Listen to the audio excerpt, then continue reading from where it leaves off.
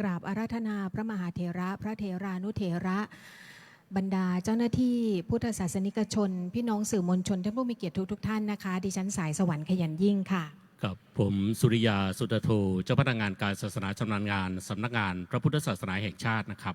เราทั้งสองคนได้รับเกียรติอย่างสูงในพิธีอันสำคัญยิ่งอันเป็นมงคลแล้วก็เป็นปรากฏการณ์สำคัญของชาติเลยนะคะพี่สุริยาคะครับผมวันนี้เราก็ขอนำทุกท่านเข้าสู่โครงการสืบสารงานพ่อต่อยอดทุนเล่าเรียนหลวงสำหรับพระสงฆ์ไทยซึ่งจัดขึ้นวันที่ 2-4 กรกฎาคม พุทธศักราช 2568 ณ หอประชุมพุทธมณฑลตำบลศาลายาอำเภอพุทธมณฑลจังหวัดนครปฐมค่ะซึ่งบัดนี้ท่านประธานฝ่ายบรรพชิตประธานฝ่าย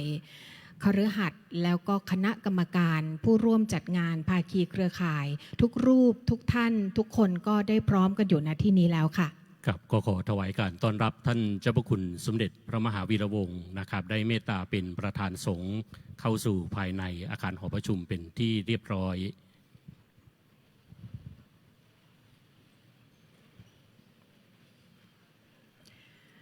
กราบนมัสการเจ้าพระคุณสมเด็จพระมหาวีระวงศ์พระเดชพระคุณพระพรหมบัณฑิตพระเดชพระคุณพระพรหมเสนาบดีกราบเรียนท่านเกษมวัฒนชัยองคมนตรี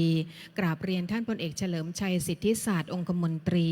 คุณถาปณะสิริวัฒนภักดีประธานเจ้าหน้าที่บริหารบริษัทไทยเบเวอเรจจำกัดมหาชน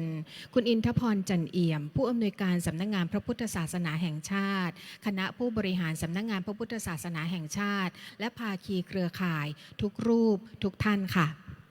ครับซึ่งวันนี้องค์ประกอบพร้อมแล้วนะครับในการดำเนินโครงการสืบสารงานพ่อ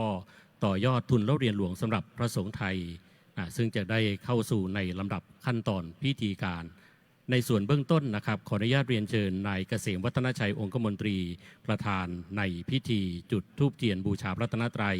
จุดธูปเทียนเครื่องทองน้อยหน้าพระบรมฉายาลักษณ์พระบาทสมเด็จพระบรมชนกาธิเบศรมหาภูมิพลอดุลยเดชมหาราชบรมนาถบพิตรและถวายธูปเทียนแพรหน้าพระบรมฉายาลักษณ์พระบาทสมเด็จพระเจ้าอยู่หัวโดยลำดับขอกราบเรียนเชิญครับ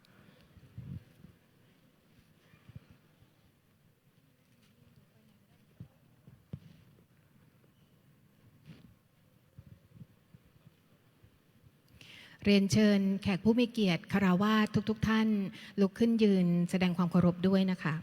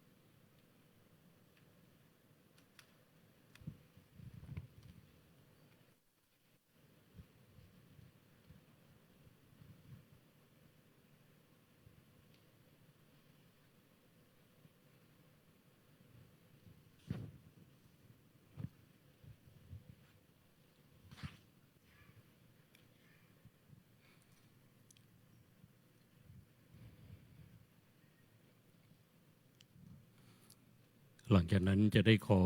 โอกาสท่านเจ้าพระคุณสมเด็จองค์ประธานสงฆ์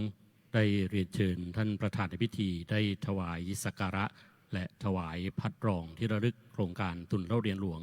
สำหรับพระสงฆ์ไทย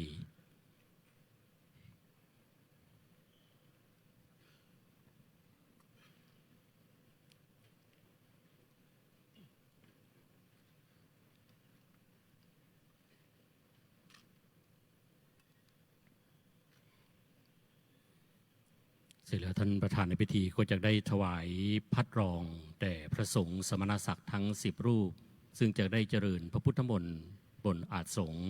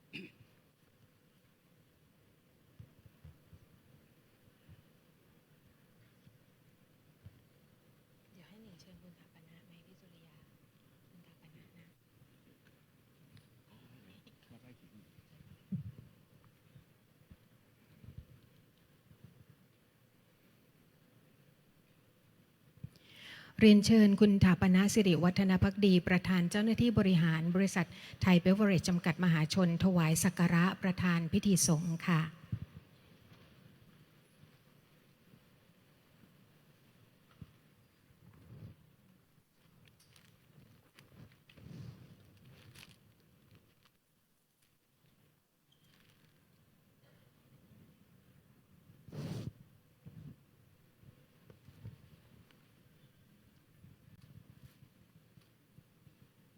ครับซึ่งถือว่าเป็นตัวแทนผู้ให้การสนับสนุนโครงการ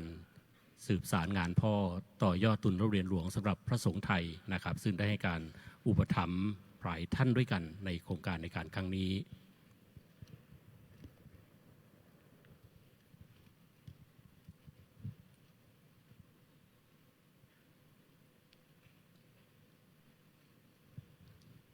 มะยังพันเตวิสุงรักนัทายาติสรเนนะสหะปัญจศีรานิยาจามะทุติยัมปิมะยังพันเตวิสุงรักนัทายาติสรเนนะสหะปัญจศีรานิยาจามะตติยัมปิมะยังพันเตวิสุงรักนัทายาติสรเนนะสหะปัญจศีรานิยาจามะนะโมตัสสะภะคะวะโตอะระหะโตสัมมาสัมพุทธัสสะนะโมตัสสะภะคะวะโตอะระหะโตสัมมาสัมพุทธัสสะนะโมตัสสะภะคะวะโตอะระหะโตสัมมาสัมพุทธัสสะพุทธังสรณังคัจฉามิธัมมังสรณังคัจฉามิสังฆังสรณังคัจฉามิทุติยัมปิพุทธังสรณังคัจฉามิทุติยัมปิธัมมังสรณังคัจฉามิทุติยัมปิสังฆังสรณังคัจฉามิตติยัมปิพุทธังสรณังคัจฉามิตติยัมปิธัมมังสรณังคัจฉามิตติยัมปิสังฆังสรณังคัจฉามิปานาติปาตาเวรมณีสิกขาปะทังสมาธิยามิอะทินนาทานาเวรมณีสิกขาปะทังสมาธิยามิกาเมสุมิจฉาจาราเวรมณีสิกขาปะทังสมาธิยามิมุสาวาทาเวรมณีสิกขาปะทังสมาธิยามิสุราเมรยามัชฌะปมาทัฏฐานาเวรมณีสิกขาปะทังสมาธิยามิอิมานิปัญจสิกขาปะทานิสีเลนะ สุขติงยันติสีเลนะโภคะสัมปทาสีเลนะนิพพุติงยันติตัสสมาสีลังวิโสทะเย วิปติปฏิภาหายะสัพพสัมปติสิทธิยาสัพพทุขวินาสายะปริตังพรูทะมังคะลังวิปติปฏิภาหายะสัพพสัมปติสิทธิยาสัพพพยวินาสายะปริตังพรูทะมังคะลังวิปติปฏิภาหายะสัพพสัมปติสิทธิยาสัพพะโรคะวินาสายะปริตังพรูทะมังคะลังสรัจฉังสะเสนังสัพพันธุงนรินทางปริตานุภาโวสทารักขตุติปริตวานะเมตตังสเมตตาภทันตาอวิคิตจิตตาปริตังพนันตุสมันตาจักวาเรสุอัตราคัจฉันตุเทวตาสัทธมมังมุนิราชัสสะสุนันตุสักขโมกขทังสักเคกาเมจะรูเปคิริสิขารตเตจันตลิเควิมาเนทีเปรัตเทจะคาเมตรุวนาคาเนเคหะวัตุมหิเคตเตปุมมาจายันตุเทวาชละทะลาวิสเมยะขะคันทัพพนาคาติทันตาสันติเกยังมุนิวระวจนังสาธโวเมสุนันตุธรรมัสสวนกาโลยัมภทันตาธรรมัสสวนกาโลอยัมภทันตาธรรมัสสวนกาโลอยัมภทันตา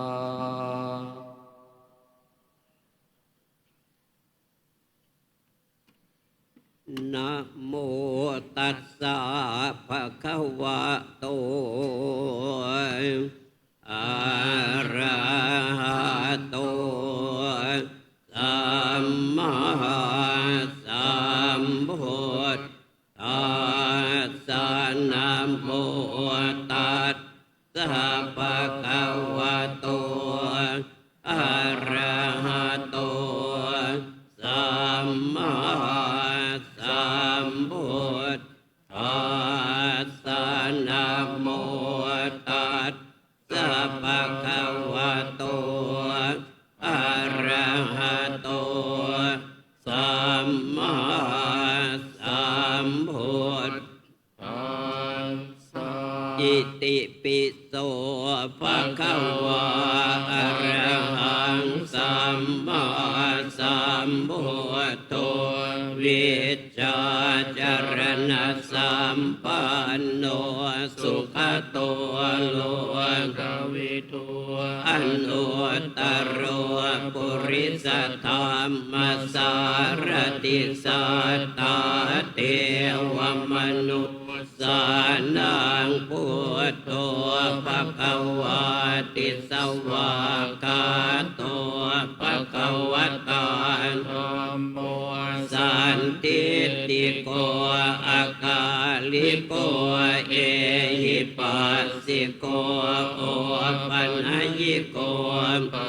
จัตตังเวทิตาโพวินโยหิติสุปฏิปันโนภะคะวะโตสาวกสังโฆอุจุปฏิปันโนภะคะวะโตสาวกสังโฆญาญาปฏิปันโนภะคะวะโตสาวกสังโฆสามีจิปฏิปันโนภะคะวะโตสาวกสังโฆยะติทางจัตตาริปุริสยุคานิอัตถปุริสปุพลาเอสัพพะคะวะโตสาวกสังโฆอาหุนายโยปาหุนายโยทักขินายโยอัญจลิกรณีโยอนุตตรังปุญญาเขตังโลกัสสติอาหุงสาสมพินิมิตสาวุธานตังกริเมนตรังอุทิตโกรัสเสนมารังทานาทิธรรมวิจินาชิตวามุนินโตตันเตจะสาภวตุเตชยมังคลานิมาราติเรกมปิโยชิตสาปราติงโครัมปนาลวกมมาคมทัตพยศของทันติสุทันตวิทินาชิตวามุนินโตตันเตชะสาปวัตุเตชยมังกลานินาลาคิริงกจวรังอติมาตะปัวตังตาวาคิจักมัสเนวัสุตารุณานตังเมตตามบุเสกวิทินาจิตวามุนินโตตันเตชะสาปวัตุเตชยมังคลานิโก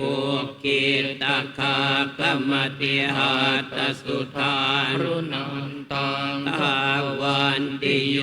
ชนะปะทังคุริมาลวันตังอิทิปิสังกตมโนจิตวามุนินโตตันเตชะสาภวตุเตชยมังคลานิกัตวานกาธมุตรังอิวะคาปินิยาจินจายตัวตวัจนังชนะกายมาเจสันเตนะโสมวิทินาจิตวามุนินโตตันเตชะสาปวัตุเตชยมังคลานิสัจจังวิหายมติสัจจกวาทะเกตุงมาตาพิโลติตมนังอติอันทภูตังปัญญาปฏิปัจจลิโตชิตวามุนินโตตันเตชะสาภวตุเตชยมังคลานินันโต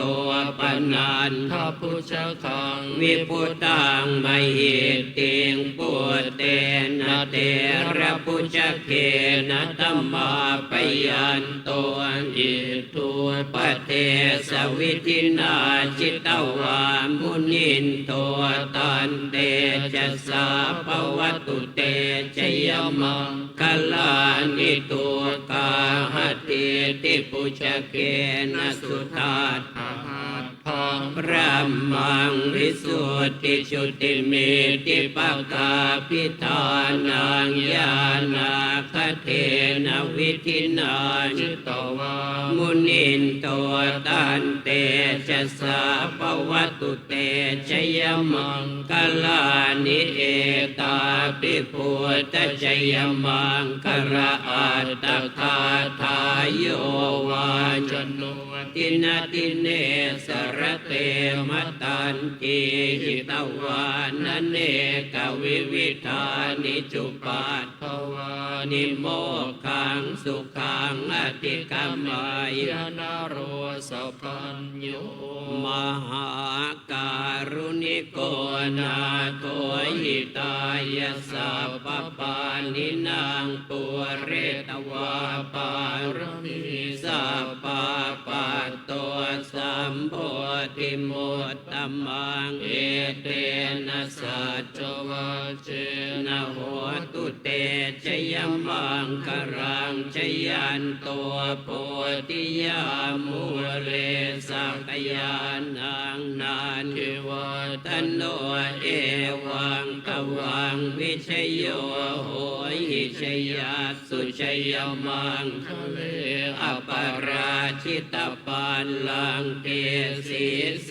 ปตวิโปคะเลอภิเสเกสาปพุทธานังอากาปะโตปโมทติสุนาคาตังสุมังคลังสุปาปาตังสุโหติตังสุขโนสุโมโหโตจะสุเยตังพระมจาริสุปทากินังกายกรรมังวาจากรรมังปทากินังปทากินังมโนกรรมังปณิติเตปทากินาปทากินานิกตวานลปันตเทปตากินเนปวัตุสัพพมังคลังราคันตุสัพพเทวตาสัพพพุทธานุภาเวนัสสทาโสติภวันตุเตภวตุสัพพมังคลังราคันตุสัพพเทวตาสัพพธรรมานุภาเวนัสสทาโสติภวันตุเตภวตุสัพพมังคลังราคันตุสัพพเทวตาสัพพสังฆานุภาเวนัสสทาโสติภวันตุเต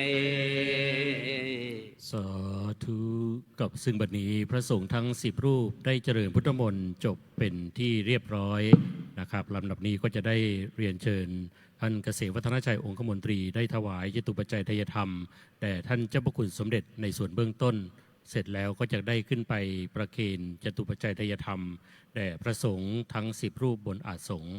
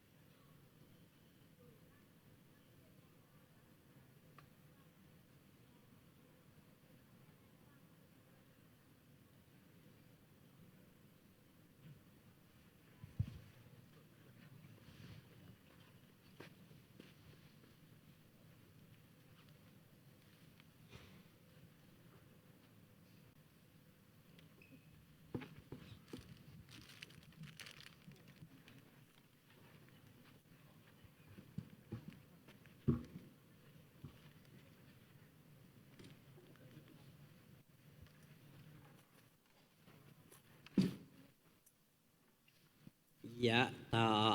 วาริวหาปุราปริปุเรนติสาคารังเอวเมวะอิโตทินังเปตานังอุปกัปปติอิจิตังปฏิตังตุมหังขิปะเมวะสมิจฉตุสัพเพปุเรนตุสังคปาจันโทปนรโสยะถามณิโชติระโสยะถา สัพพินติโย วิวัชชันตุสัพพะโรโควินาศตุมาเต ภวัต วันตรายโยสุขิติขา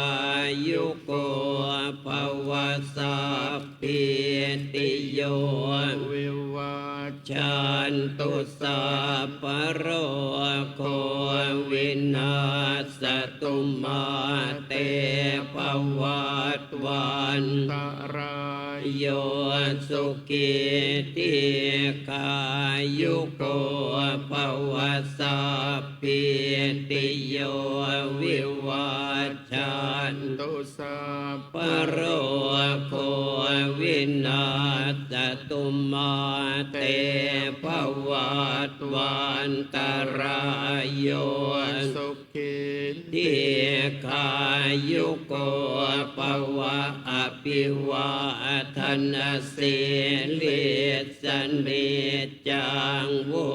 ฒาน ปัจจาย ยิโนจัตตารโอธรรมาวัฏันติอายุวันโนสุขัง ภาลัง โส อาต ตลาโตสุกิโตวิรุณโหปุถ ทัสสะ สเนอโรโคสุกิโตโหหิสหัสสะเปหิยาน เต็นพิโสอาต ตลาโตสุขิโตวิรุณโหปุตตสาสเนอโรโค สุขิโต โหหิสหัสสะเปหิยาติปิโสอัตตลาโต สุขิโต วิรุณโหปุตตสาสเนอโรโคสุขิโตโหหิสหัสสะเปหิยาติปิ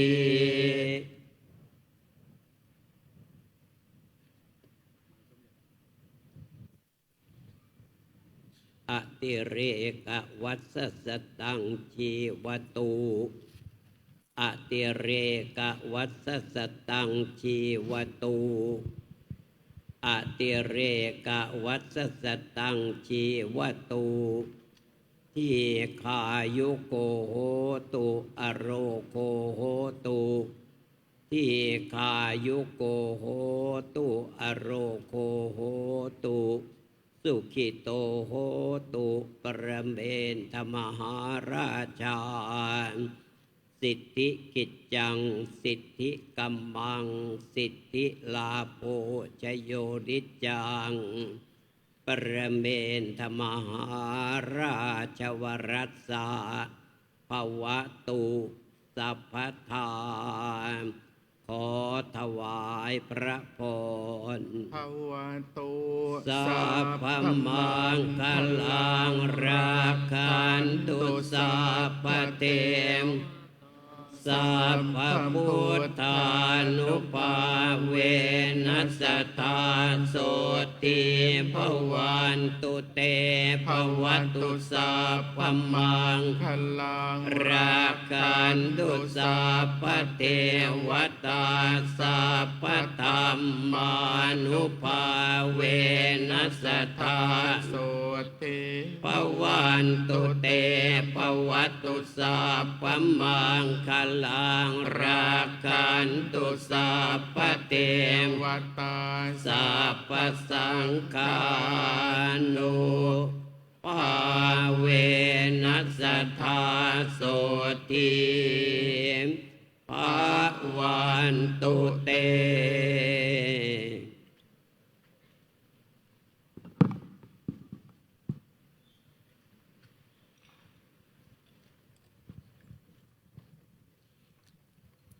กับซึ่งพิธีเจริญพระพุทธมนต์นะครับใน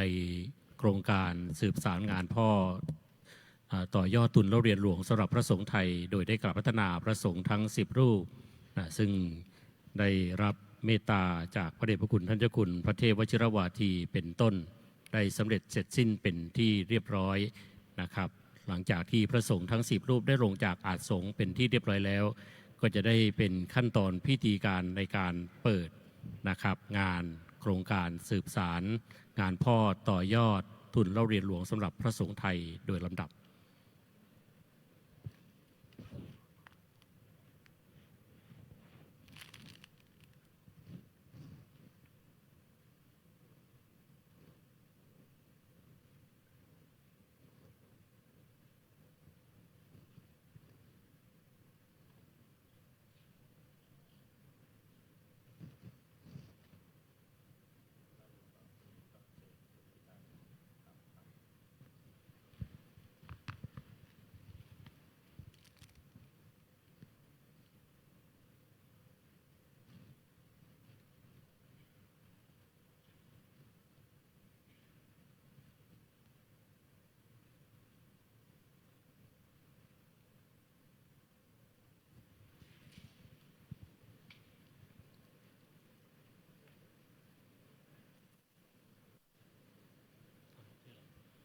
ลำดับต่อไปขอเรียนเชิญท่านผู้อำนวยการสำนักงานพระพุทธศาสนาแห่งชาตินายอินทพรจันเอี่ยมได้กล่าวรายงานถึงวัตถุประสงค์ในการจัดงานครั้งนี้ค่ะ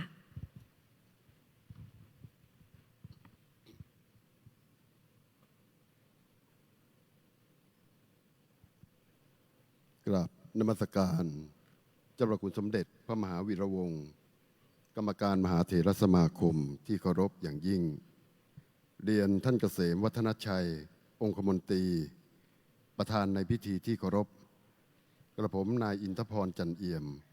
ผู้อำนวยการสำนักงานพระพุทธศาสนาแห่งชาติในนามคณะกรรมการโครงการสืบสารงานพ่อต่อยอดทุนเล่าเรียนหลวงสำหรับพระสงฆ์ไทยขอรายงานโดยสังเขปดังนี้ด้วยพระบาทสมเด็จพระบรมชนกาธิเบศรมหาภูมิพลอดุลยเดชมหาราชบรมนาถบพิตรทรงก่อตั้งโครงการทุนเล่าเรียนหลวงสำหรับพระสงฆ์ไทยขึ้นเพื่อส่งเสริมและสนับสนุนให้พระภิกษุสามเณรได้ศึกษาพระพุทธศาสนาอย่างลึกซึ้งสามารถนำไปเผยแผ่แก่พุทธศาสนิกชนทั่วไปได้อย่างถูกต้องและพระบาทสมเด็จพระเจ้าอยู่หัวทรงสืบสารพระราชปณิธานของพระบาทสมเด็จพระบรมชนกาธิเบศรมหาภูมิพลอดุลยเดชมหาราชบรมนาถบพิตรในการทำนุบำรุงพระพุทธศาสนามาโดยต่อเนื่องโดยทรงพระกรุณาโปรดเกล้าโปรดกระหม่อมพระราชทานพระบรมราชานุญาตให้โครงการทุนเล่าเรียนหลวงสำหรับพระสงฆ์ไทยร่วมกับสถาบันสงฆ์ภาครัฐและภาคเอกชนจัดโครงการสืบสารงานพ่อต่อยอดทุนเล่าเรียนหลวงสำหรับพระสงฆ์ไทยโดยมีวัตถุประสงค์ที่สำคัญเพื่อให้พระภิกษุสามเณรที่ได้รับการถวายทุนการศึกษาพระราชทานที่สำเร็จการศึกษาไปแล้วหรืออยู่ในระหว่างการศึกษาได้มีโอกาสเผยแพร่ผลงานด้านการศึกษาและการปฏิบัติการเผยแผ่พระพุทธศาสนาร่วมกับภาคีเครือข่ายในโครงการต่างๆโดยมีกำหนดจัดกิจกรรมโครงการสืบสารงานพ่อต่อยอดทุนเล่าเรียนหลวงสำหรับพระสงฆ์ไทยขึ้นระหว่างวันที่2ถึงวันที่4 กรกฎาคม 2568 ณ พุทธมณฑลอำเภอพุทธมณฑลจังหวัดนครปฐม การจัดโครงการดังกล่าวนั้นได้รวบรวมนิทรรศการซึ่งเป็นผลการดำเนินงานของคณะสงฆ์ที่ขับเคลื่อนโครงการต่างๆภายใต้นโยบายของมหาเถรสมาคมประกอบด้วย 1. โครงการหมู่บ้านรักษาศีล 5 2. โครงการฝึกอบรมพระนักเทศน์และพระธรรมกถิกาจารย์ 3. โครงการวัดประชารัฐสร้างสุข 4. โครงการทุนเล่าเรียนหลวงระดับอุดมศึกษาของมหาวิทยาลัยสงฆ์ทั้งสองแห่งคือมจรและมมล 5. กองทุนเล่าเรียนหลวงสำหรับการศึกษาภาษาบาลี 6. โครงการหน่วยอบรมประชาชนประจำตำบล 7. โครงการฝึกอบรมพระวิปัสสนาจารย์และ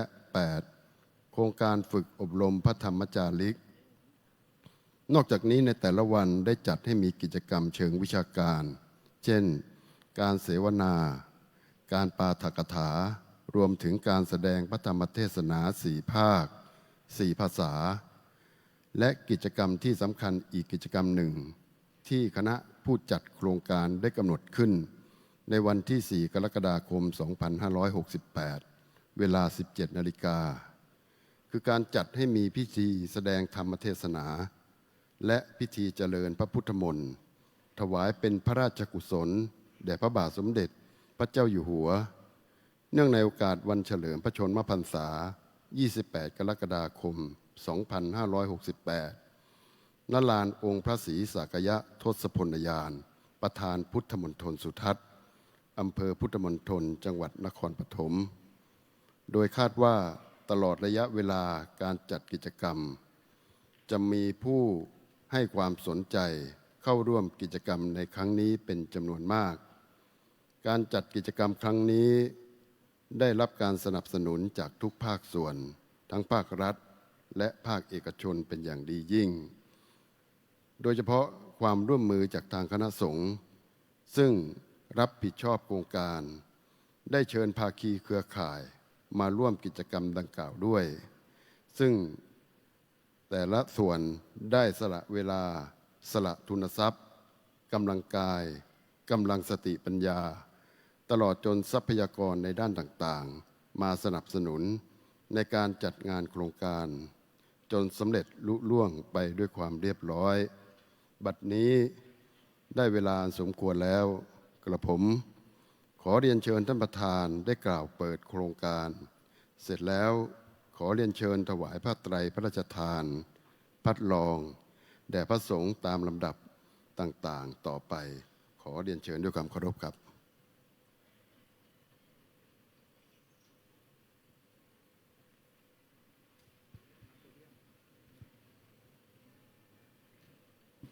ขอกราบนมัสการสมเด็จพระมหาวีระวงศ์กรรมการมหาเถรสมาคม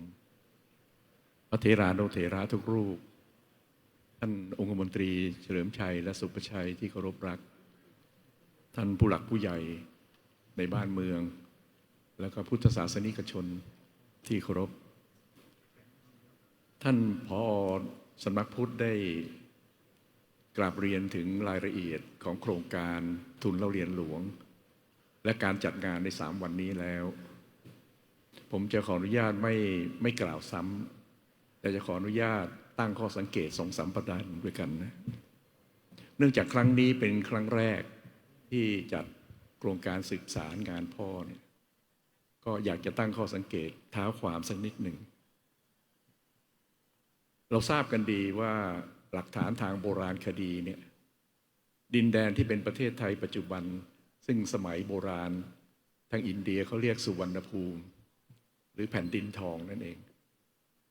ในช่วงพุทธศตวรรษที่6 ถึง 11เนี่ยช่วง500 ปีนั้นเราเรียกกันว่าเป็นยุคอารยธรรมของเริ่มต้นที่นครปฐมแล้วก็ที่อู่ทองแล้วก็ที่อื่นๆอีกรวมทั้งลพบุรีด้วยแล้วก็เมืองอื่นๆด้วยเป็นวัฒนธรรมที่เชื่อกันว่า มีศาสนาพุทธเทรวาสเนี่ยเข้ามาในสุวรรณภูมินี้ แต่ก็อาจจะตั้งข้อสังเกตได้ว่าศาสนาพุทธอาจจะเข้ามาตั้งแต่สมัยพุทธกาลแล้วก็เป็นได้ อย่างไรก็ดีหลักฐานที่ชัดเจนก็คือเริ่มต้นจากสมัยประมาณ 2,000 ปีมาแล้ว เมื่อ 20 ปีที่แล้วเนี่ยอาจารย์ฉัตรทิศนาคสุภาได้รวบรวม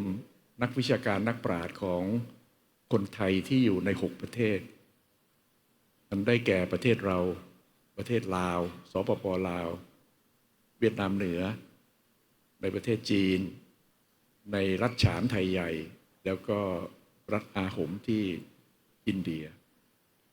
นักวิชาการไทยเหล่านี้เนี่ยได้ทุนแล้วก็ทำวิจัยร่วมกันเพื่อไปศึกษาดูว่าชุมชนไทยก่อนรับเถรวาทเนี่ยเขาอยู่กินกันอย่างไรแล้วสอง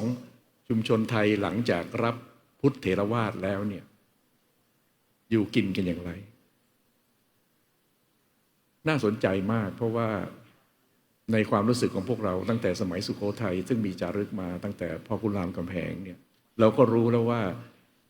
ประเทศไทยเราเนี่ยได้รับเอาพุทธเถรวาทเข้ามาเต็มที่มันพัฒนามาจนกระทั่งวันนี้700 กว่าปีเนี่ยมันกลายเป็นอัตลักษณ์ของความเป็นไทยมันเป็นต้นตอของวัฒนธรรมศิลปกรรมสถาปัตยกรรมและอื่นๆอีกมากมายเรียกง่ายๆว่ามันเป็นวิถีชีวิตของคนไทยนั่นเองงานวิจัยชิ้นเมื่อ20 ปีที่แล้วเนี่ยพบว่าคนไทย6 ประเทศเนี่ยเกือบทุกแห่งรับเอาพุทธเถรวาทเข้ามาเป็นศาสนาประจำชนเผ่าเขาจะยกเว้นอยู่แห่ง2 แห่งซึ่งอย่างที่ไทยอาหมบางแห่งเนี่ยเขาก็รับเอาฮินดูเข้ามาศาสนาฮินดูเข้ามาแต่ก็มีอีกหลายแห่งในอินเดียที่รับเอาพุทธเถรวาทผ่านทางไทยใหญ่เข้าไปคำถามคือทำไมคนไทยทุกหมู่เหล่าเนี่ยในประเทศต่างๆในเอเชียตะวันตกเฉียงใต้จึงได้รับเอาตะวันออกเฉียงใต้เนี่ยจึงได้รับเอาคำสอนของพุทธเถรวาทอย่างสนิทชิดเชื้อแล้วก็กลายเป็นหนึ่งเดียวกันเนี่ยนักวิจัยก็ตั้งข้อสังเกตว่าอาจจะเป็นเพราะว่าชุมชนไทยแต่โบราณมาเนี่ยได้สร้างคุณธรรมประจำชนเผ่าของตัวเองทั้งในระดับครอบครัวระดับชุมชนและระดับอาณาจักรเนี่ยแล้วมันสอดคล้องต้องกันกับพุทธธรรมอย่างที่เรียกว่าไปเสริมซึ่งกันและกันนั่นเองเพราะฉะนั้นตั้งแต่สุโขทัยมาเนี่ยเราก็มีบันทึกประวัติศาสตร์ชัดเจนแล้วเพราะเรามีอักษรไทยบันทึกประวัติศาสตร์ไว้เนี่ยก็ชัดเจนมาจนปัจจุบันนี้แหละครับว่าสถาบันศาสนาก็คือพุทธเถรวาทสถาบันพระมหากษัตริย์ตั้งแต่มีบันทึกมาจารึกมาจนกระทั่งวันนี้เนี่ยก็เป็นอันหนึ่งเดียวกันกับสถาบันคนไทยหรือว่าชุมชนถ้าเราลงไปที่ชุมชนเนี่ยในตำบลทุกตำบลจะมีวัดตำบลทุกตำบลจะมีวัดพระเนี่ยเป็นที่พึ่งของประชาชนในตำบลนั้นแยกกันไม่ออกทั้งพิธีกรรมก็ดีทั้งคำสอนก็ดีเป็นที่ปรึกษาทางจิตใจจิตวิญญาณก็ดีเนี่ยพระเนี่ยเป็นที่พึ่งพระนี่เป็นผู้ที่ชี้ทางในการดำเนินชีวิตให้กับประชาชนคนไทยตั้งแต่ระดับล่างสุดขึ้นไปเลยพระเจ้าอยู่หัวรัชกาลที่ 9ตั้งคำถามว่าเราจะมีทางใดไหมที่จะส่งเสริมให้พระเนนเนี่ยได้ศึกษาพุทธธรรมได้ลึกซึ้งเพราะถ้าพระเนนศึกษาพุทธธรรมได้ลึกซึ้งเนี่ยการเผยแผ่ศาสนาพุทธไปยังคนไทยในชั่วต่อไปเนี่ยก็ยังคงความเป็นของแท้ของพุทธเถรวาทเนี่ยในแผ่นดินสุวรรณภูมินี้เรื่อยไปต้องวงเล็บนิดหนึ่งนะท่านรับสั่งกับท่านกำธลว่าเพื่อจะได้ไม่เพี้ยนจริงๆคำนี้ มันทำให้เห็นพระราชประสงค์ของพระองค์ท่านเพราะฉะนั้นเมื่อกี้นี้ท่านผอ.ถึงได้กราบเรียนว่าในกิจกรรมในการที่จะทำให้พระเนรเนี่ยได้ศึกษาพุทธธรรมอย่างลึกซึ้งวงเล็บเพื่อจะได้ไม่เพี้ยนเนี่ยจึงประกอบด้วยกิจกรรมหลายๆกลุ่ม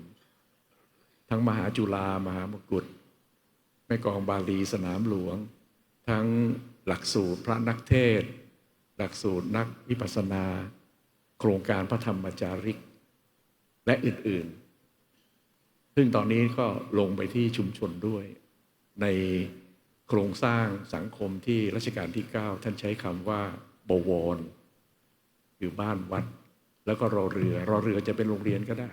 เป็นโรงพยาบาลก็ได้เป็นราชการก็ได้บวรนี่กินความลึกซึ้งมากแต่ว่าจะต้องมีบ้านและวัดเป็นแกนต้องมีบ้านและวัดเป็นแกนเพราะฉะนั้นผมดีใจมากที่เรามีโครงการลงไปในชุมชนแล้วก็จะไปช่วยกันพัฒนาวัดให้มันสะดวกสงบสะอาดเพื่อจะได้พร้อมที่จะสั่งสอนประชาชนคนไทยในชุมชนต่อไปเราคงคุ้นคำว่าพระปฐมบรมราชโองการเป็นภาษาบาลีแต่ว่าแปลจริงๆแล้วก็คือคำสั่งองค์แรกของพระเจ้าอยู่หัวนั่นเองพระเจ้าอยู่หัวเนี่ยจะพระราชทานพระปฐมบรมราชโองการในวันพระบรมราชาภิเษกเป็นพระมหากษัตริย์แล้ววันนั้นท่านก็จะรับสั่งเป็นประโยคขึ้นมาประโยคหนึ่งแสดงพระราชปณิธานที่สูงสุดในการเป็นพระมหากษัตริย์ของท่านเมื่อวันที่ 5 พฤษภาคม 2493ในพิธีพระราชพิธีบรมราชาภิเษกรัชกาลที่ 9ท่านก็รับสั่ง2 วลีเราจะครองแผ่นดินโดยธรรมะเพื่อประโยชน์สุขแห่งมหาชนชาวสยามพวกเราคุ้นกันละที่จริงถ้าวิเคราะห์ให้ลึกวลีแรกเนี่ยเป็นถ้าภาษาฝรั่งก็บอก how to be a king คือจะครองแผ่นดินอย่างไรท่านก็ตอบว่าเราจะครองแผ่นดินโดยธรรมะฉะนั้นทั้ง70 ปีช่วงรัชกาลที่ 9เนี่ยสิ่งที่พระองค์ท่านได้พระราชทานให้กับคนไทยและบ้านเมืองไทยเนี่ยวางอยู่บนขอบเขตของธรรมะทั้งนั้นอย่างที่เป็นที่ประจักษ์ของพวกเราส่วนประโยคที่2นี่คือผลของการครองแผ่นดินโดยธรรมเนี่ยท่านมีพระราชประสงค์ให้เกิดอะไรขึ้นท่านก็ตอบเพื่อประโยชน์สุขแห่งมหาชนชาวสยามพหุชนะอิตายะพหุชนะสุขายะต้องเป็นประโยชน์แล้วต้องให้คนไทยมีความสุขไม่ใช่เป็นประโยชน์แล้วมีความทุกข์ไม่ใช่มีความสุขแล้วเป็นโทษไม่ใช่ต้องเป็นประโยชน์และมีความสุขด้วยเมื่อวันที่ 4 พฤษภาคม 2562เป็นพระราชพิธีบรมราชาภิเษกรัชกาลที่ 10ท่านรับสั่ง3 วลีท่านเพิ่มมาอีกอันเราจะสืบสารรักษาและต่อยอดเราจะครองแผ่นดินโดยธรรมเพื่อประโยชน์สุขแห่งอาณาประชาราษฎรสืบไป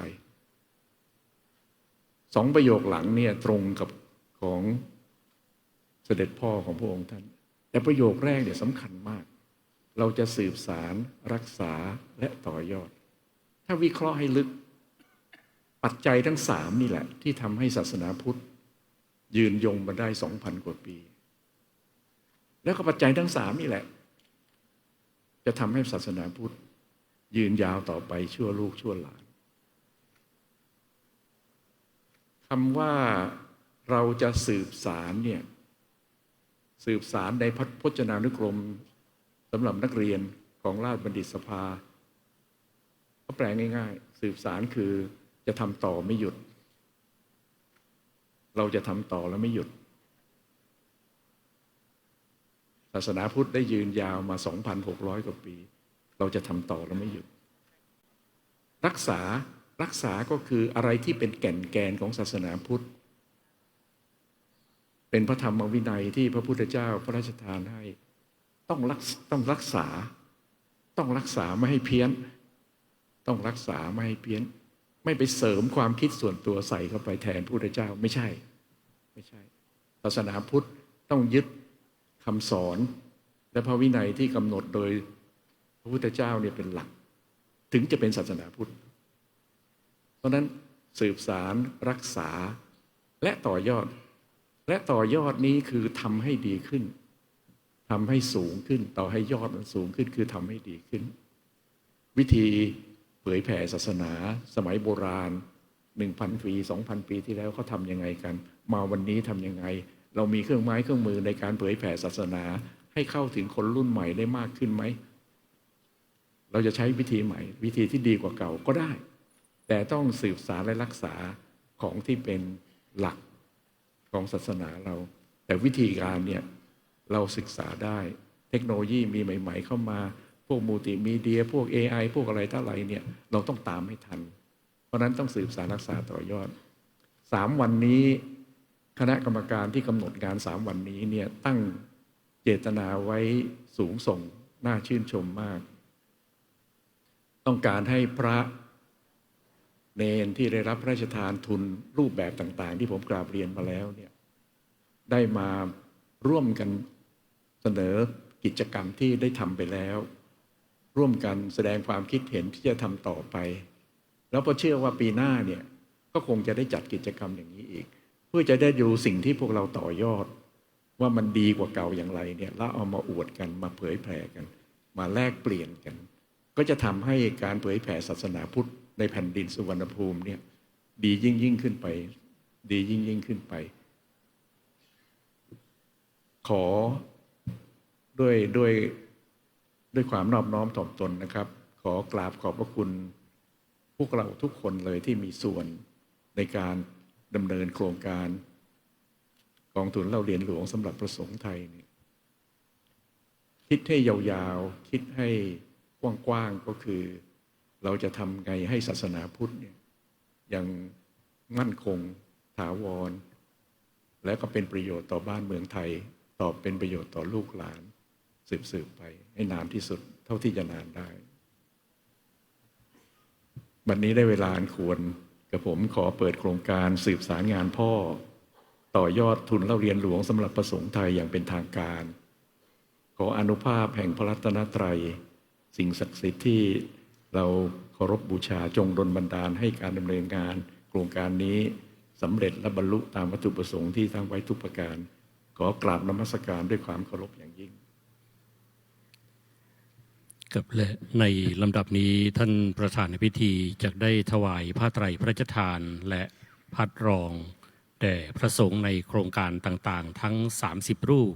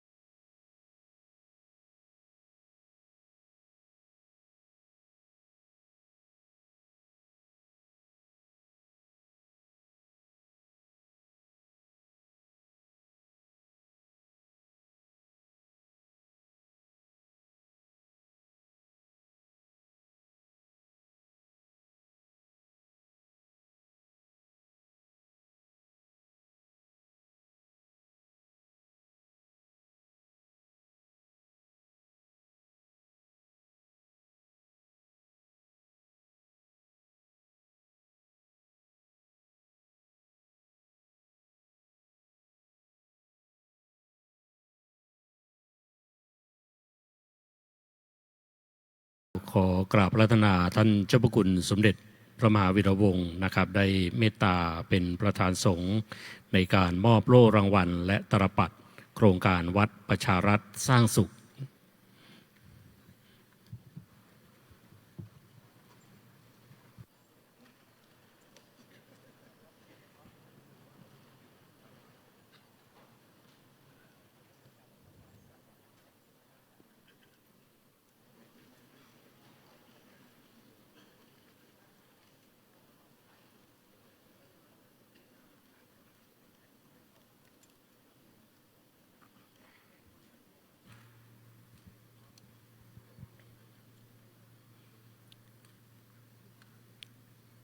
ครับนิมนต์นั่งและเชิญนั่งครับ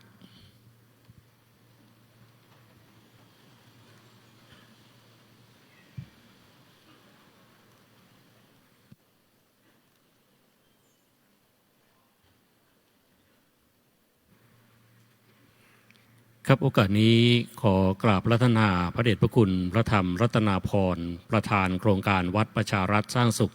ได้กล่าวรายงานขอกราบอาราธนาด้วยความเคารพอย่างสูงครับ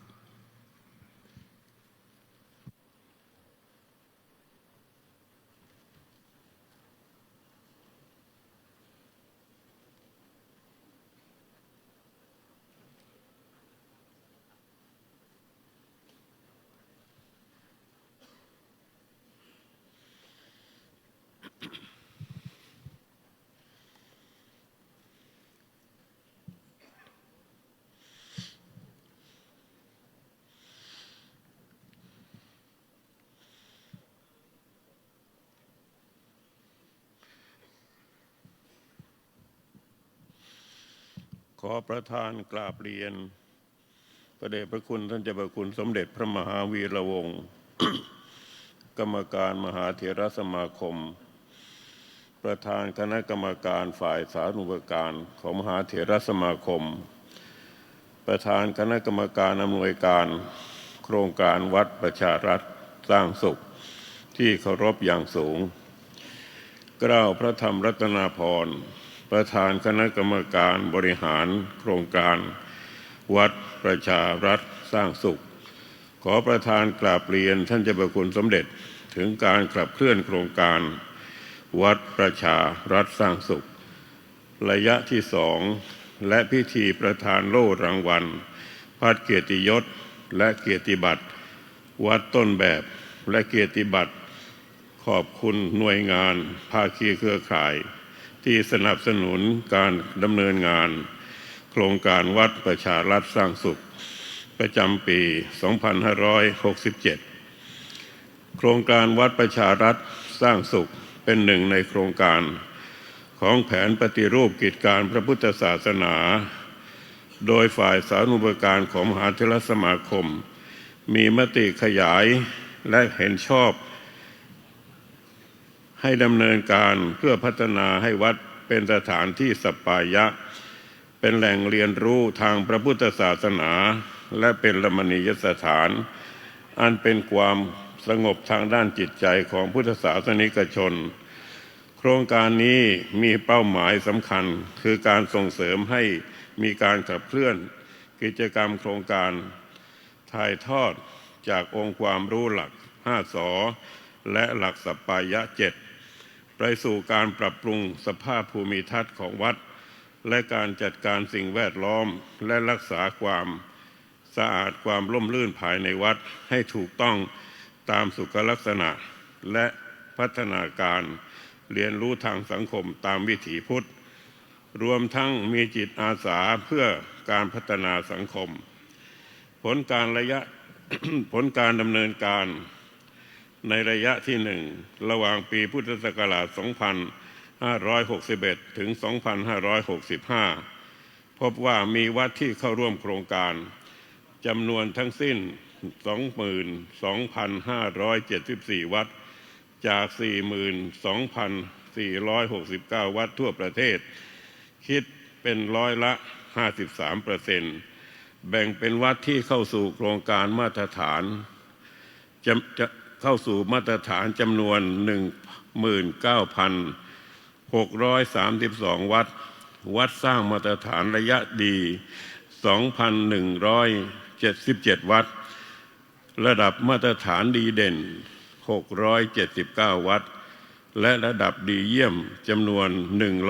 146 วัดโดยวัดที่ได้รับเงินอุดหนุนกิจกรรมจากสำนักงานพุทธศาสนาแห่งชาติจำนวน 2,178 วัดซึ่งเป็นไปตามวัดแผนยุทธศาสตร์ที่กำหนดไว้50%ของวัดทั่วประเทศภายในระยะ 5 ปี โดยมีเป้าหมายให้มีการขยายและยกระดับ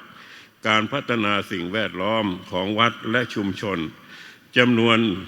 35,000 วัดให้มีมาตรฐานที่ดีพร้อมทั้งส่งเสริมสุขภาวะให้พระสงฆ์วัดและชุมชนมีสุขภาวะวิถีพุทธที่ดีรวมทั้งส่งเสริมการจัดกิจกรรมมรดกทางวัฒนธรรมอันเป็นพลังของสังคมให้มีความเข้มแข็งยิ่งขึ้นการดำเนินการในระยะที่2คือในปี 2566 ถึง 2570 หลายหน่วยงานทั้งภาครัฐและเอกชนได้มีความสำคัญให้เห็นความสำคัญของโครงการจึงได้แสดงเจตจำนงร่วมกันลงนามบันทึกข้อตกลงและความร่วมมือดำเนินการโครงการวัดประชารัฐสร้างสุขจำนวน 13 หน่วยงานประกอบด้วยมหาเถรสมาคมโดยฝ่ายสาธารณูปการสำนักงานกระทรวงมหาดไทยสำนักงานกระทรวงวัฒนธรรมมหาวิทยาลัยมหาจุฬาลงกรณราชวิทยาลัยมหาวิทยาลัยมหามกุฏราชวิทยาลัยการส่งเสริมกรมส่งเสริมปกครองท้องถิ่นกรมการปกครองกรมพัฒนาชุมชนกรมอนามัยกรมการเปลี่ยนแปลงสภาพภูมิอากาศและการสิ่งแวดล้อมสำนักงานกองทุนสนับสนุนส่งเสริมสุขภาพสำนักงานพุทธศาสนาแห่งชาติและบริษัทเนเจอร์กิฟต์จำกัดร่วมเป็นภาคีเครือข่ายขับเคลื่อนโครงการโดยรวมจำนวนวัดที่เข้าร่วมโครงการให้เข้าเกณฑ์มาตรฐาน4มาตรฐานคือมุ่งสู่มาตรฐานดีมาตรฐานดีเด่นและมาตรฐานเยี่ยมจำนวนทั้งสิ้น 29,088 วัดทั่วประเทศบัดนี้ได้เวลาอันเป็นอุดมแล้วกล่าวขอประธานกราบเรียนท่านเจ้าพระคุณสมเด็จได้โปรดเมตตาประทานโล่รางวัลพระเกียรติยศและเกียรติบัตรวัดต้นแบบและเกียรติบัตรแก่ผู้ที่หน่วยงานที่ให้ความร่วมมือในการสนับสนุนโครงการวัดประชารัฐสร้างสุขประจำปี 2567 ระดับภาคระดับจังหวัดและระดับผลและเมตตาได้ประทานโอวาทเพื่อเป็นขวัญเป็นกำลังใจในการขับเคลื่อนโครงการวัดประชารัฐสร้างสุขและผู้ที่ร่วมงานในพิธีมณฑลนี้สืบไปและขอประธานอนุญาตให้พระมหานพพรปุญญทโยอ่านขานรายนามวัดต้นแบบ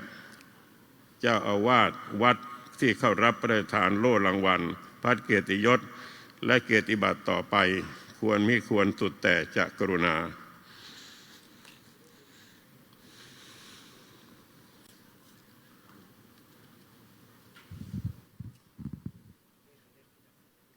ขอประธานกราบเรียนเจ้าประคุณสมเด็จพระมหาวีระวงศ์กรรมการมหาเถรสมาคมประธานคณะกรรมการฝ่ายสาธารณูปการของมหาเถรสมาคมประธานคณะกรรมการอำนวยการโครงการวัดประชารัฐสร้างสุขที่เคารพอย่างยิ่งเกล้าพระมหานพพรปุญญชโยอนุกรรมการและผู้ช่วยเลขานุการโครงการวัดประชารัฐสร้างสุขขอประธานอนุญาตขานรายนามวัดต้นแบบที่เข้ารับโล่รางวัลและพัดเกียรติยศระดับผล18วัดวัดต้นแบบที่เข้ารับพัดเกียรติยศและประกาศนียบัตรระดับจังหวัด119วัดพร้อมทั้งภาคีเครือข่ายที่ให้การสนับสนุนโครงการ18องค์กรประจำปี 2567 ดังมีรายนามต่อไปนี้ 1. วัดใหญ่ชัยมงคลจังหวัดพระนครศรีอยุธยา 2. วัดป่าปทุมรัฐจังหวัดปทุมธานี 3. วัดโคกขี้หนอนจังหวัดชลบุรี 4. วัดปรังกาสีจังหวัดกาญจนบุรี 5. วัดป้อมจังหวัดเพชรบุรี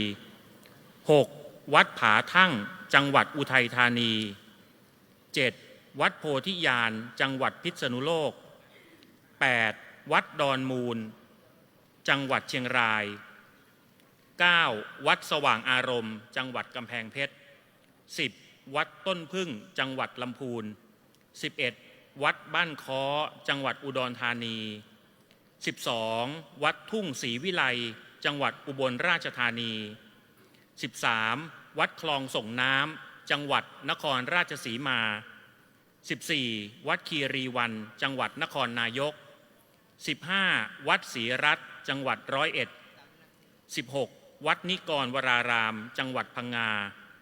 17. วัดสุนทรนิวาสจังหวัดสุราษฎร์ธานี 18. วัดประดิษฐ์สโมสรจังหวัดสงขลา วัดต้นแบบระดับจังหวัดผลกลาง 1. วัดบางประทุนนอกกรุงเทพมหานคร 2. วัดจินดิษฐวิหารกรุงเทพมหานคร 3. วัดอุทยานจังหวัดนนทบุรี 4. วัดกู้จังหวัดนนทบุรี 5. วัดสุราษฎร์รังสรรค์จังหวัดปทุมธานี 6. วัดพุทธภาวนารามจังหวัดสมุทรปราการ 7. วัดอโศการามจังหวัดสมุทรปราการ 8. วัดวงสะพาสนารามจังหวัดอ่างทอง 9. วัดไซนิโคธารามจังหวัดอ่างทอง 10. วัดโคกงามจังหวัดสระบุรี 11. วัดป่าอารยะวังสารามจังหวัดพระนครศรีอยุธยา 12. วัดโป่งคอยจังหวัดอุทัยธานี 13. วัดพระนอนจังหวัดสิงห์บุรี 14. วัดกุดีทองจังหวัดสิงห์บุรี 15. วัดโป่งยอจังหวัดลพบุรี 16. วัดเมตตาธรรมจังหวัดลพบุรี 17. วัดหนองม่วงจังหวัดชัยนาท 18. วัดเขาดินจังหวัดชัยนาท 19. วัดดำรงธรรมารามจังหวัดจันทบุรี 20. วัดคมบางจังหวัดจันทบุรี 21. วัดสลักเพชรจังหวัดตราด 22. วัดคลองพร้าวจังหวัดตราด 23. วัดหนองอ้อจังหวัดชลบุรี 24. วัดหนองตะแบกจังหวัดระยอง 25. วัดมาบยางพรจังหวัดระยอง 26. วัดน้อยนางหงส์จังหวัดสมุทรสาคร 27. วัดธรรมโชติจังหวัดสมุทรสาคร 28. วัดราชประชุมชนารามจังหวัดกาญจนบุรี 29. วัดสุขวรารามจังหวัดนครปฐม 30. วัดหนองเสือจังหวัดนครปฐม 31. วัดบางแม่ไม้จังหวัดสุพรรณบุรี 32. วัดหลักเมตรจังหวัดสุพรรณบุรี 33. วัดเขาย้อยจังหวัดเพชรบุรี 34. วัดบางน้อยจังหวัดสมุทรสงคราม 35. วัดเรืองปัญญารามจังหวัดสมุทรสงคราม 36. วัดหนองโกเจริญธรรมจังหวัดราชบุรี 37. วัดอ่าวน้อยจังหวัดประจวบคีรีขันธ์ 38. วัดนิคมราชรังสรรค์จังหวัดประจวบคีรีขันธ์วัดต้นแบบระดับจังหวัดหนเหนือ 39. วัดไกรลาศจังหวัดนครสวรรค์ 40. วัดไตรรัตนารามจังหวัดนครสวรรค์ 41. วัดโบสถ์โพทองจังหวัดเพชรบูรณ์ 42. วัดบึงสามพันจังหวัดเพชรบูรณ์ 43. วัดวังกระสูบจังหวัดพิจิตร 44. วัดสำนักขุนเนนจังหวัดพิจิตร 45. วัดแสนสุขจังหวัดกำแพงเพชร 46. วัดคลองตาลจังหวัดพิษณุโลก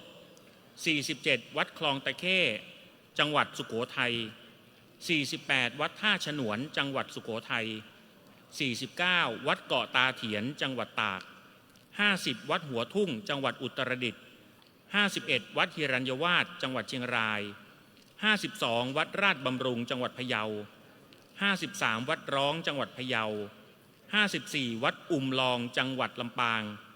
55. วัดม่วงชุมจังหวัดลำปาง 56. วัดป่าเวียงทองจังหวัดแพร่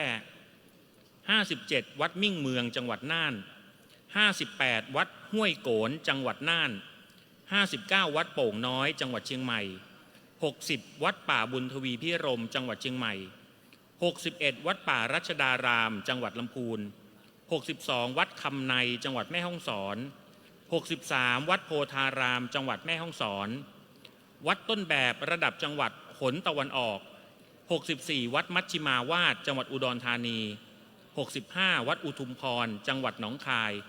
66 วัดจันทรสามัคคีจังหวัดหนองคาย67 วัดป่าจันทรังสีจังหวัดสกลนคร68 วัดวิสุทธิธรรมจังหวัดสกลนคร69 วัดโพงามจังหวัดเลย70 วัดท่าผาบิ้งจังหวัดเลย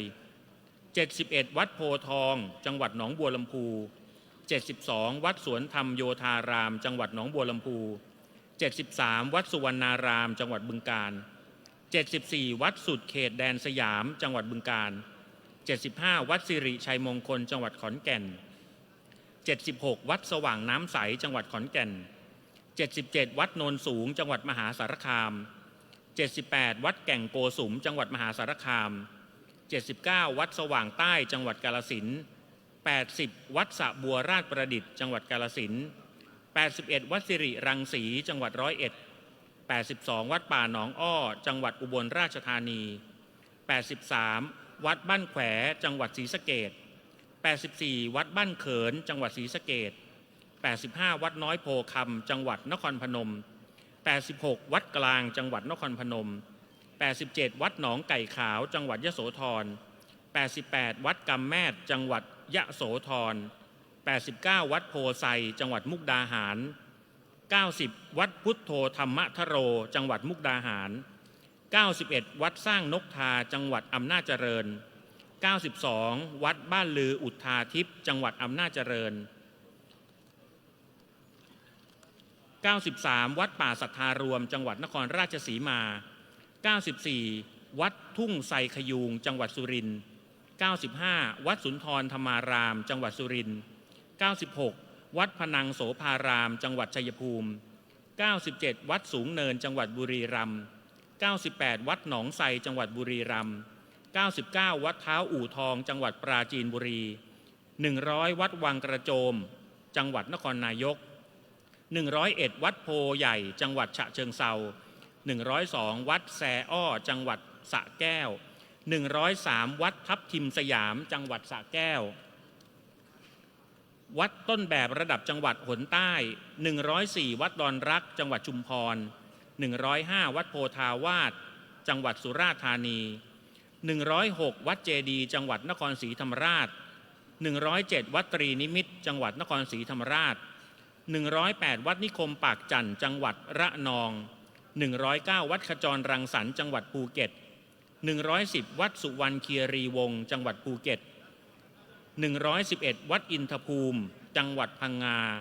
112 วัดราชรังสรรค์จังหวัดกระบี่113 วัดโหลคร้าจังหวัดตรัง114 วัดคูหาสวรรค์จังหวัดพัทลุง115 วัดห้วยลาดจังหวัดสงขลา116 วัดประจันตคามจังหวัดปัตตานี117 วัดวังผาสามัคคีจังหวัดสตูล118 วัดเขาบันนังกระแจจังหวัดยะลา119 วัดศรีพิญโยสัทธารามจังหวัดนราธิวาส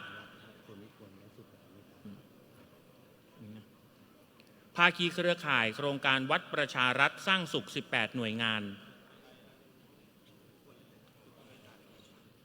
ควรมิควรสุดแล้วแต่จะกรุณา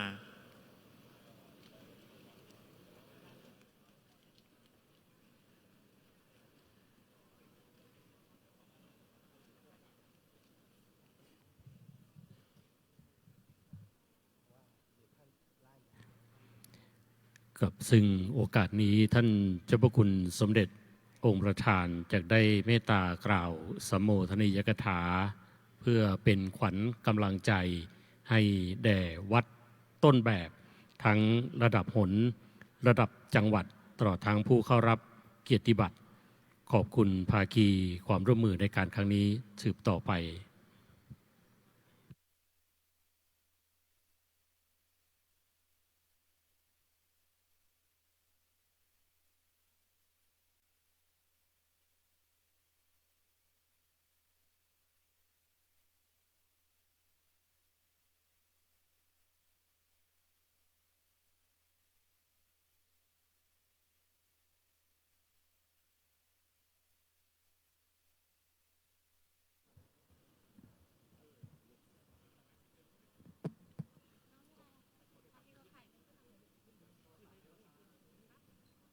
อโอกาสท่าน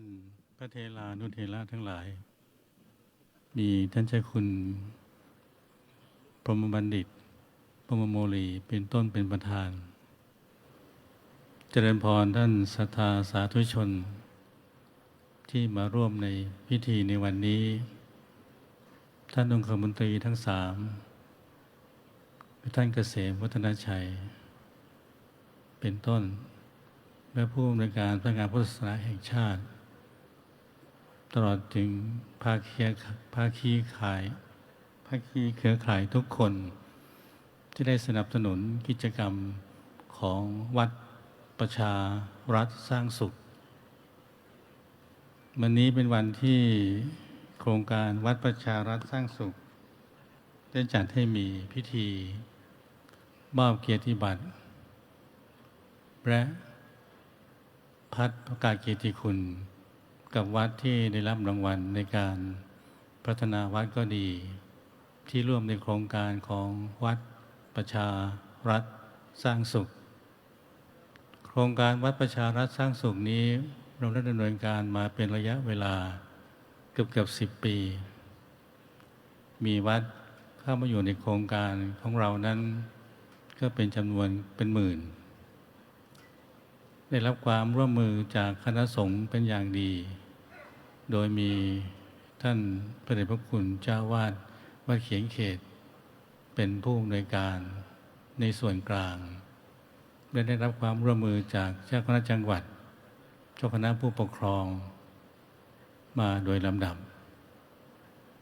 ทำไมจึงเรียกว่าวัดประชารัฐสร้างสุขทำไมจึงไม่เรียกติดต่อกันไปว่าวัดประชารัฐ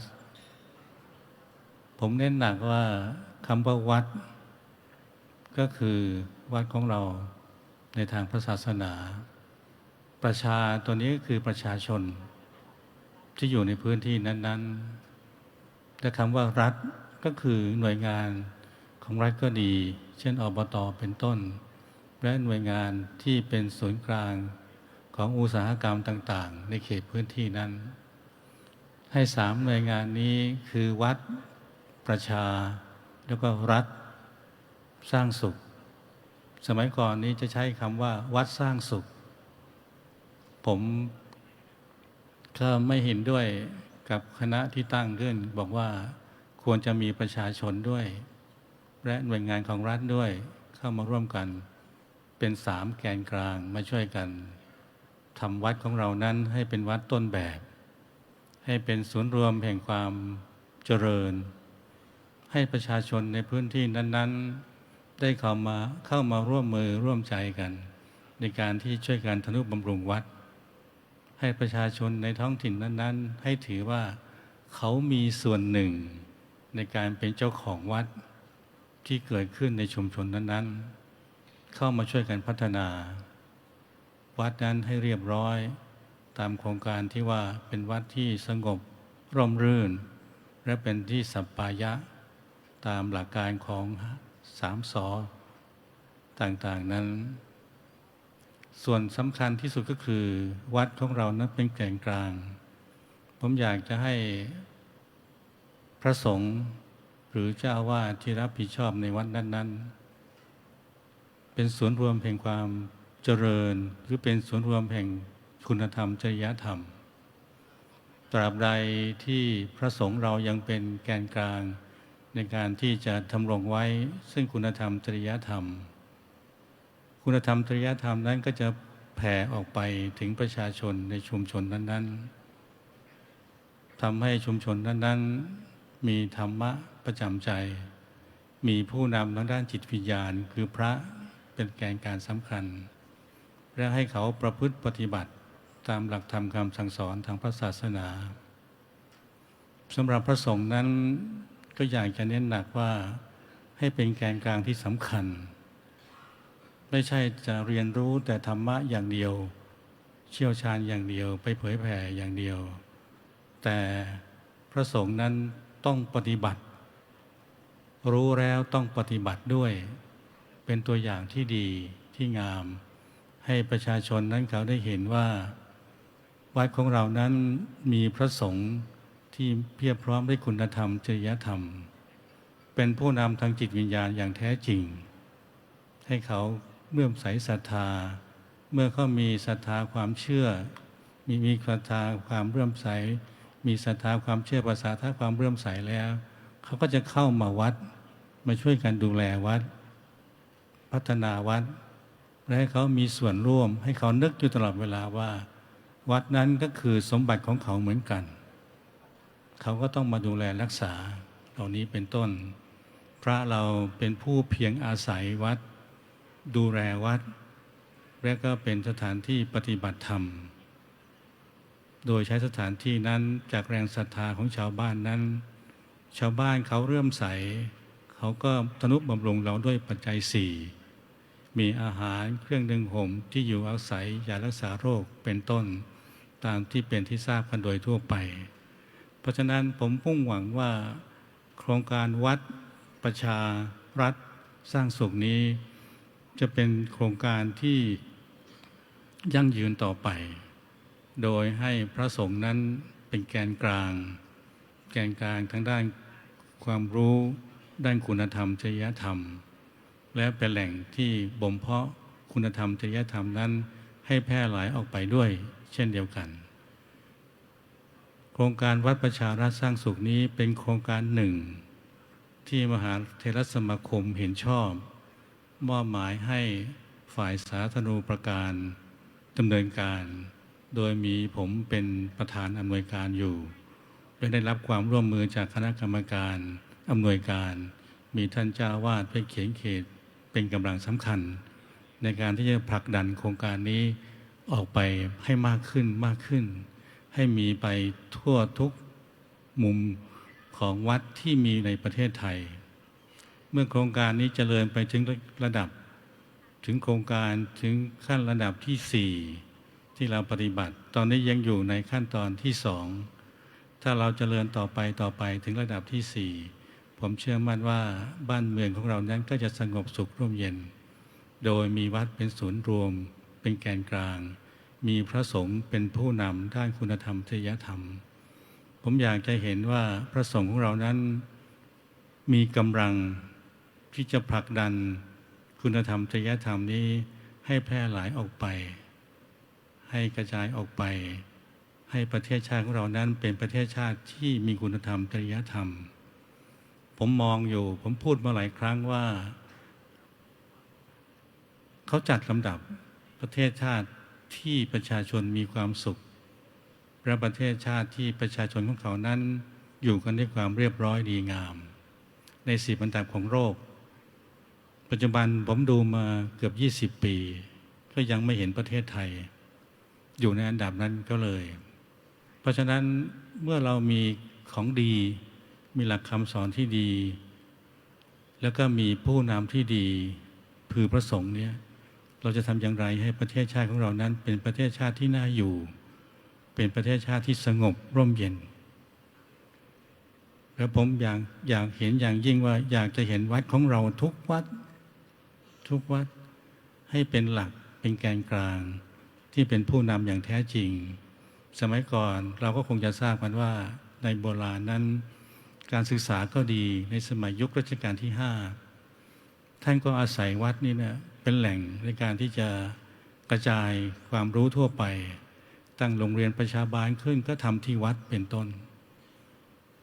ปัจจุบันนี้สิ่งต่างๆนั้นมันจะน้อยไปทั่วๆไปเขาจะมองเห็นวัดนั้นเป็นอีกแบบหนึ่งไม่เหมือนกับโบราณซึ่งปู่ย่าตายายของเรานั้นก็เข้ามาวัดมาเข้ากันมาสนทนามาขอความรู้จากพระสงฆ์เพื่อนำไปเป็นแนวปฏิบัติจะทำการสิ่งใดในหมู่บ้านนั้นๆก็มาปรึกษาหารือกันขอให้พระสงฆ์นั้นเป็นผู้ชี้แนะพระสงฆ์เป็นระดับครูบาอาจารย์เป็นอุปชฌาย์ของพ่อแม่ครูบาอาจารย์เหล่านั้นก็จะช่วยกันชี้แนะนำว่าอย่างนี้ดีอย่างนี้ไม่ดีควรทำอย่างโน้นควรทำอย่างนี้เป็นต้นคือเป็นหลักใจให้เขาแล้วเขาสามารถจะไปพฤติปฏิบัติ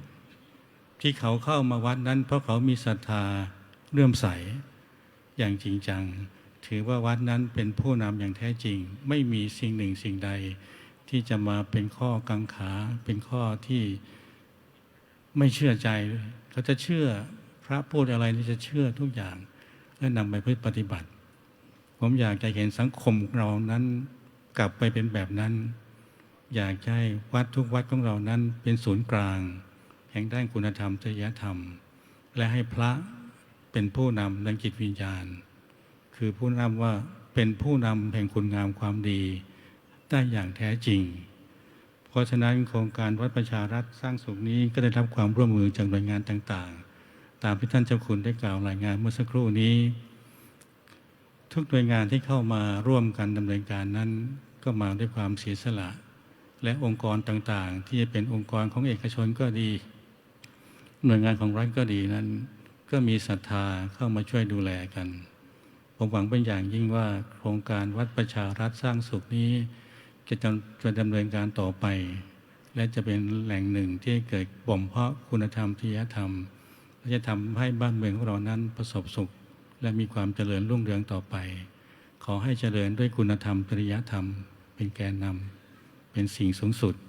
ที่สุดนี้ผมขอขอบคุณหน่วยงานต่างๆโดยเฉพาะคณะสงฆ์ที่ร่วมมือปฏิบัติโครงการนี้อย่างจริงจังและด้วยความเสียสละและขอชื่นชมกับท่านทั้งหลายว่าท่านเข้ามาบวชในพระศาสนาท่านตอบแทนศรัทธาของสาธุชนของเรานั้นด้วยการสร้างคนดีให้มากขึ้นในสังคมดังเช่นพระราชโอวาทของรัชกาลที่ 9ท่านเคยมีพระราชดำรัสไว้ว่าเรามาช่วยกันสร้างคนดีให้มากขึ้นในสังคมเมื่อสังคมเราอุดมด้วยคนดีแล้ว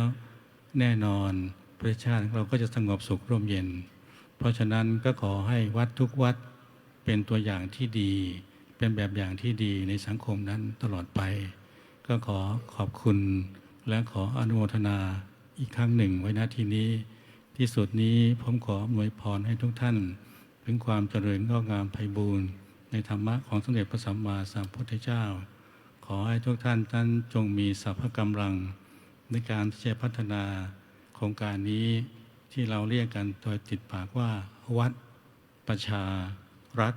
สร้างสุขให้สร้างสุขได้อย่างจริงจังตลอดไปก็ขออนุโมทนาก็ขอขอบคุณอีกครั้งหนึ่งสาธุ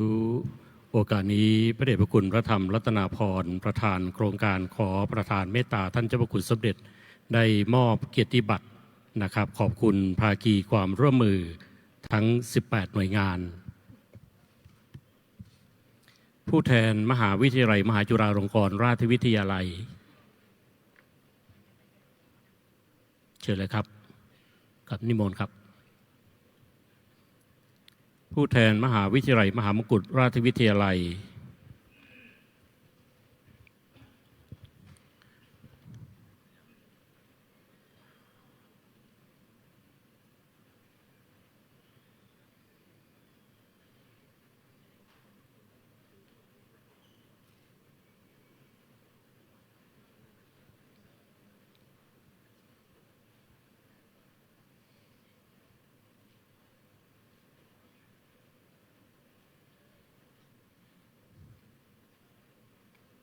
ผู้แทนกระทรวงมหาดไทย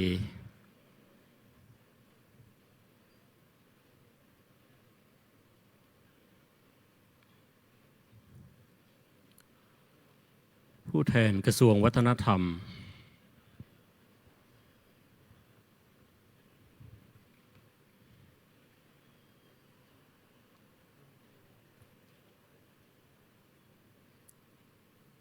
ผู้แทนกระทรวงศึกษาธิการ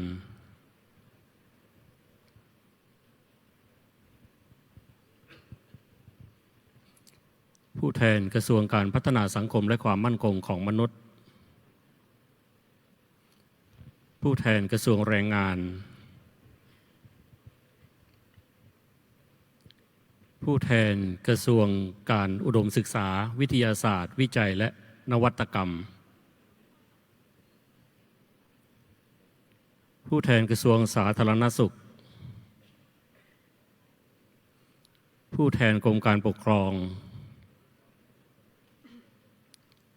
ผู้แทนกรมส่งเสริมการปกครองท้องถิ่น ผู้แทนกรมการพัฒนาชุมชน ผู้แทนกรมอนามัย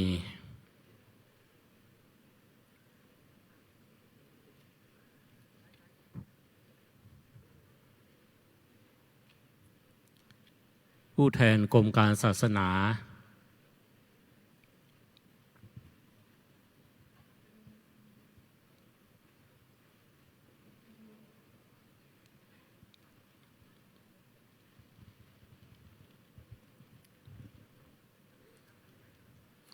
และผู้แทนบริษัทเนเจอร์กิฟต์จำกัด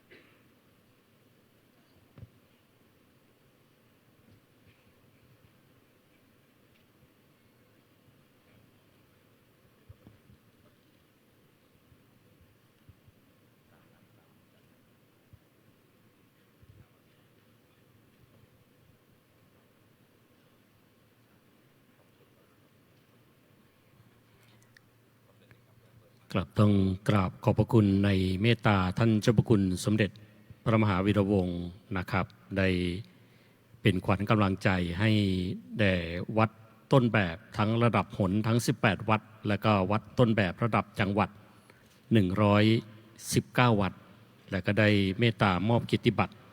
ขอบคุณภาคีความร่วมมือทั้ง18หน่วยงานในการครั้งนี้กับในลำดับนี้ขอเรียนเชิญท่านเกษตรวัฒนชัยได้กราบพระรัตนตรัยหน้าโต๊ะหมู่บูชาถวายความเคารพเบื้องหน้าพระบรมฉายาลักษณ์ทั้งสองพระองค์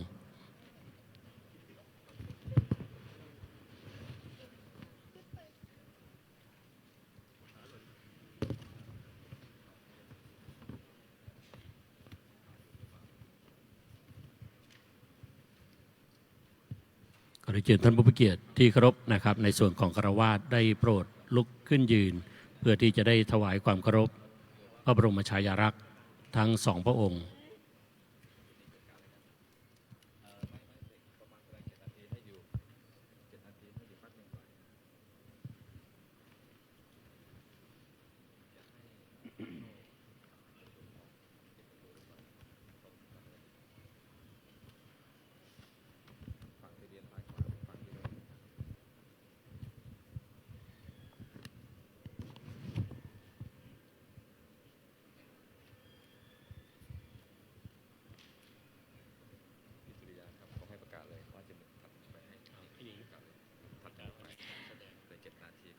ในช่วงสุดท้ายก็จะเป็นการแสดงศิลปะวัฒนธรรมของโครงการวัดประชารัฐสร้างสุขนะคะดำเนินการโดยวัดโคกขี้หนอนและอบตโคกขี้หนอนจังหวัดชลบุรีค่ะก็ร่วมให้กำลังใจ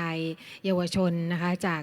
วัดโคกขี้หนอนและอบตโคกขี้หนอนจังหวัดชลบุรีกันก่อนที่จะพักฉันภัตตาหารเพลและรับประทานอาหารกลางวันในช่วงต่อไปค่ะครับซึ่งจะใช้เวลาในการแสดงประมาณ7นาทีนะครับโดยมีผู้แสดงทั้ง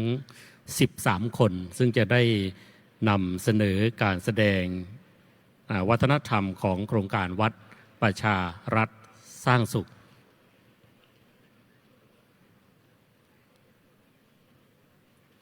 กับขอเชิญได้รับชมการแสดงศิลปะและวัฒนธรรม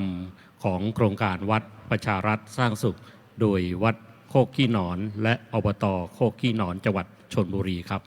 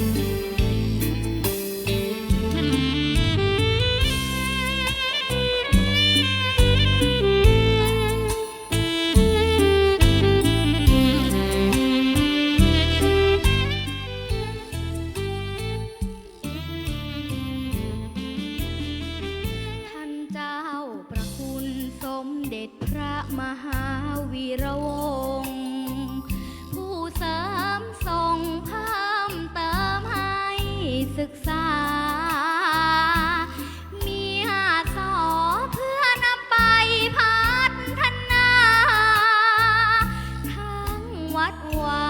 อารามทำร่วมกัน สะดวกสะอาดสร้างนิสัยช่วยสะสางเป็นแนวทางกลไกให้ยาวนานเอกชนร่วมทำนำชาวบ้านสร้างตำนานสมหวังท่าน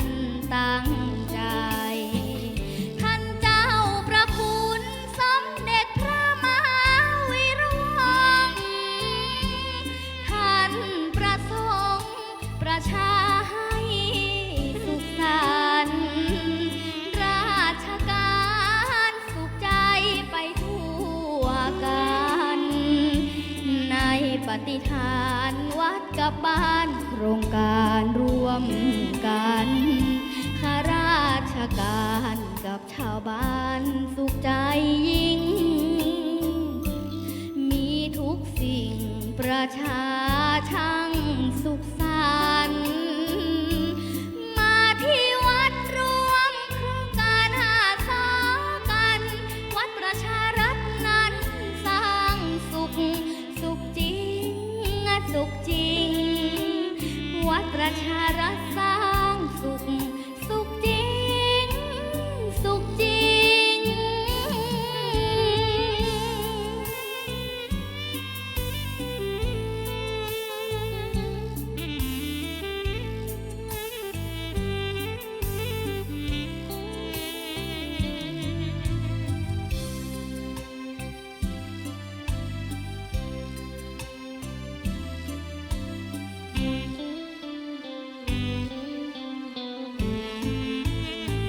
ท่านเจ้าประคุณสมเด็จพระมหาวีระวงศ์ท่านประสงค์ประชาให้สุขสันต์ราชการสุขใจไปทั่วกัน ในปฏิฐานวัดกับบ้านโครงการร่วมกันข้าราชการกับชาวบ้านสุขใจยิ่ง มีทุกสิ่งประชาช่างสุขสันต์มาที่วัดรวมโครงการหาสอกันวัดประชารัฐนั้นสร้างสุขสุขจริงสุขจริงวัดประชารัฐสร้างสุขสุขจริงสุขจริง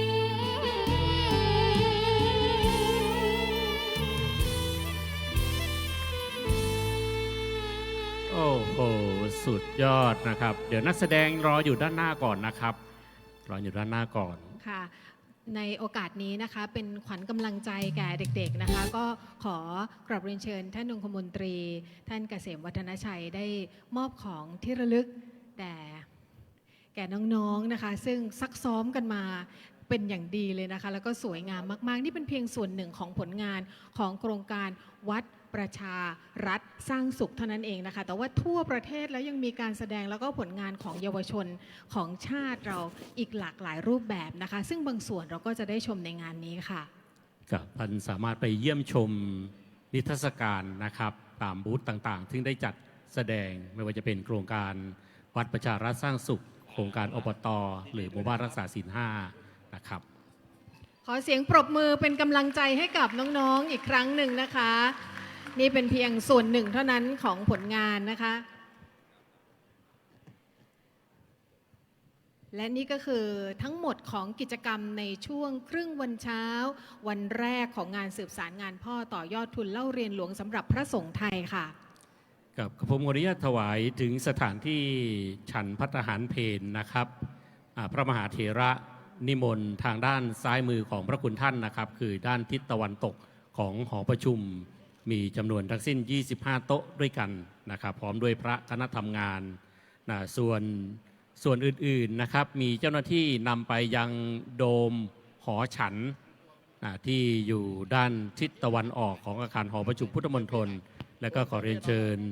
หน่วยงานต่างๆ ที่ห้องรับรองนะครับจัดสถานที่รับรองเอาไว้อยู่ทางด้านขวามือของพระคุณท่านนะครับ และในช่วงบ่ายนั้นในเวลา 12 นาฬิกาขอนิมนต์พระคุณท่านที่จะเข้ารับโล่รางวัลในภาคบ่ายเข้ามาซักซ้อมเตรียมความพร้อมภายในอาคารหอประชุมแห่งนี้นะครับโดยเฉพาะอย่างยิ่งแล้ว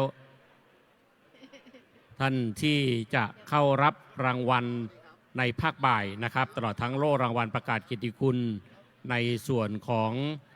หน่วยอบรมประชาชนประจำตำบลทั้ง 77 รางวัล